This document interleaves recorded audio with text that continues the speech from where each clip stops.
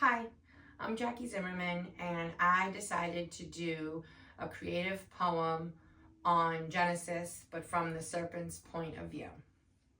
It's called I Started in the Garden. I started in the garden, and there I sat and watched. The story, it talks about what I said, never mentioning how I listened. I stood in the garden and watched, paying close attention to the movement of the beings. I watched how they learned about themselves, the way their chests would rise and fall as they took the breaths of air. I watched as God finished his work on the seventh day, and as he blew his breath into the man of the dirt, he rose, the living being.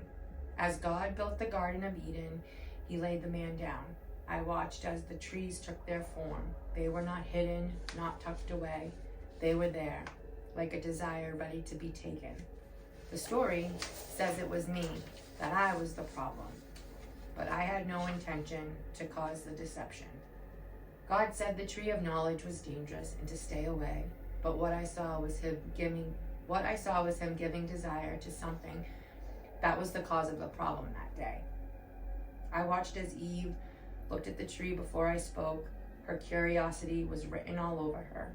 Her eyes watched it for way too long, and the desire sat upon her. When I opened my mouth, I did not instruct. I did not show any force. I simply said she would know all the things, all the goodness, all the evil. That is all it took. A gentle reminder to feel as though she could not resist.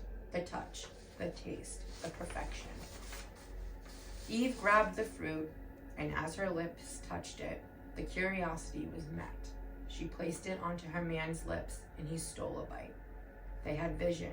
They saw the world through the open eyes. In the story, it needed a villain, someone they could blame. It was me, you see. They gave me the shame name. So let me wear it. Let me be the warning, the mist that curls around the desire I started in the garden. Thank you.